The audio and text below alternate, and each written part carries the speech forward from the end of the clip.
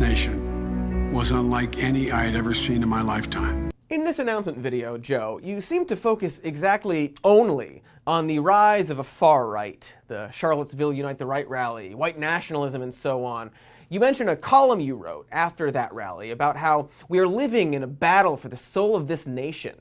And sure, things aren't doing great, but whose soul are you actually talking about?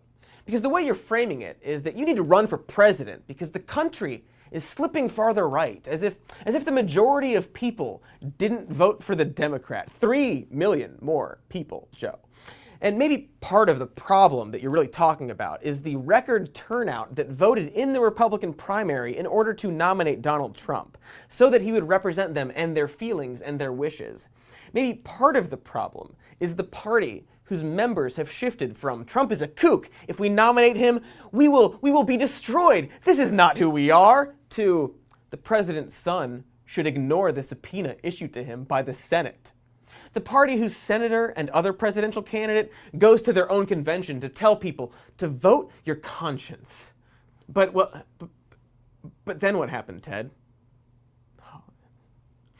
The party that has protected and lied for Donald Trump every step of the way in order to get his and their policies and judges through. See, Joe predicts the thing will fundamentally change things is with Donald Trump out of the White House. Not a joke. You will see an epiphany occur among many of my Republican friends. They'll start working with Democrats. Joe should know. He was vice president for 8 years while Republicans totally worked with him and his boss, working to shut down the government, withholding a vacant Supreme Court seat for 9 months despite an offered moderate nominee, and then publicly bragging about it and claiming it was the best moment of the Republican Senate Majority Leader's career. Biden, in his announcement, referred to Trump as an aberrant moment in time. Trump, see, is an aberration. He came out of nowhere. Just the first and only one to embrace birtherism, anti-intellectualism, building a wall, banning abortion, and stopping the liberal elite at all costs. Here's former Republican Speaker of the House, Newt Gingrich, talking about embracing Donald Trump, who is not essentially a conservative. Trump is an anti-liberal. They're not the same phenomenon, but he may be the most effective uprooter of liberalism in my lifetime. This, of course, eerily echoes Robert Paxton's description of fascism in other people's lifetime, but whatever. The point is, an aberration is an unwelcome deviation from the norm, unexpected, not someone embraced with open arms by former and current members of the party, someone whose policies have been floating around for a while now, whose anti-intellectualism has been flirted with by your friend and war hero whom you respect very much. An aberration that simply embodies everything the Republican Party has been embracing. Because, Joe, here's some synonym for chart that rhymes with news. And this synonym for chart that rhymes with news illustrates the ideology of Congress over time. There have been fluctuations, but if we look at the last more than 20 years, Joe, you might notice something. The center of the Democratic Party, the moderates, the ones holding strong in the middle, well, that is held. That line goes straight down, consistently. But if we just hop over to the GOP, you might notice, around the time Newt Gingrich from earlier was Speaker of the House, the center of the Republican Party starts to just a little bit.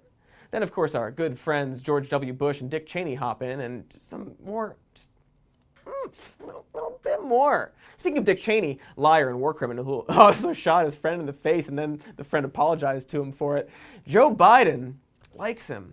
I actually like Dick Cheney for real. I get on with him. I think he's a decent man. Anyway, after that administration, noted communist and secret Kenyan Barack Obama, aberrant descriptors completely untethered to any particular party, movement, or person, well, he and Joe won the White House, and the Republican Party just... The point here, Joe Biden, who is still watching this, which I really appreciate, is that the moderate center of the GOP has gone farther right, especially over the last couple of decades, while Democrats have remained where they were. This shift right has been going that way for a while, but Joe Biden, you seem to think that all it takes to bring them back towards the center, to save the soul of America, is a moderate Democrat who loves complimenting Dick Cheney and who wants to reach across the aisle and compromise, bring the country together. And respectfully, Mr. Vice President, what the f*** is wrong with you? Where do you think that conservative center will move, or in this case, keep moving, if the Democrats offer up a candidate more moderate than the previous president who oversaw part of their very aberrant shift to the right? You think these very responsible and honest people will just suddenly stop their push to the right because the Democrats have yet another corporate centrist leader? Joe, I'm sorry, but you don't get it. Trump isn't an aberration. He's a manifestation.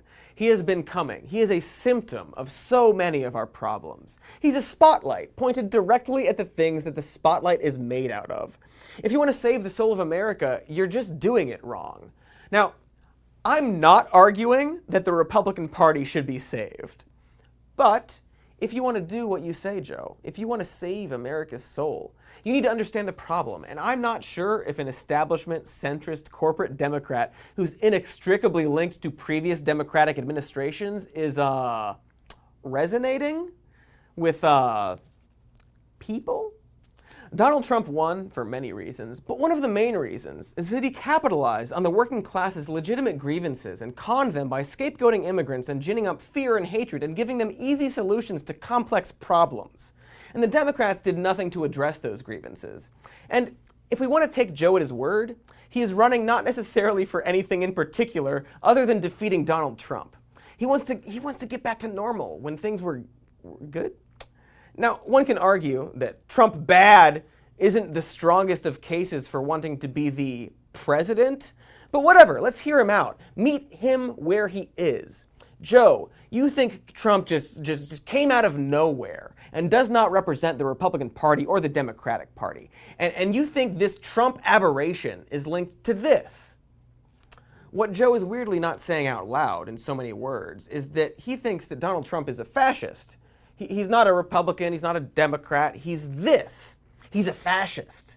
Now, I agree with you, Joe. Probably not for the same reasons, but I agree with you. And Joe, you know how you defeat fascists? By centrist corporate policies that don't meaningfully address the problems that made people vote for the fascist to begin with. And trusting that the party that embraces that fascist will, come to their senses. I forgot to write "be sarcastic" in big letters on this page. Fascists, according to historians, Joe, are among other things a movement against the left that capitalizes on populist grievances and the growing unpopularity of weak liberal policies to address their concerns. And they collaborate with conservative elites who want nothing more than to destroy the left and maintain their power. This is just what happens in history, Joe. It can also be found tripping ass backwards from the mouths of babes, like when Ben Shapiro went on TV to say the Republicans aren't the party of Trump, they merely support him in everything he does in order to get their policies through. Describing history with no sense of irony or self-awareness. So, Joe, if you believe Trump is a fascist who came out of nowhere and doesn't represent the Republican Party, you should at least understand the relationship between him and the party. Another historian of the Holocaust recently wrote an article comparing today's GOP with the conservatives who collaborated with the Nazis during the rise of fascism in the 20s and 30s. He refers to Mitch McConnell as the gravedigger of democracy. Mitch, Joe, you might remember as the guy who before Donald Trump worked against democracy, but after Donald Trump, that's where the epiphany will come. Joe, you f***ing moron. If you want to take out Trump as a centrist who just wants to get back to normal, side note, just because before Trump was normal doesn't mean it was good. But if you want to get back to that, the way isn't to make the left more moderate in the face of what you yourself seem to think is the rise of a fascist figure and movement. It's to bring the party of the collaborators back towards the center. And you can do it, Joe, because you're kind of a Republican. And before we get into some specifics about that wild claim, I'd like to talk about women. Joe Biden, champion of women, led the charge to totally f*** over Anita Hill in regards to her sexual harassment claims against a nominated Supreme Court justice. He spent decades ignoring it to the point where it was a joke in her family's household that whenever their door would ring unexpectedly, someone would say, "Is that Joe Biden coming to apologize?" But he didn't. Oh, scratch that. He did, about 2 weeks before he announced he was running for president. Very brave. Then that little story sort of slipped out for everybody to know, he apologized. He did it. And then on the day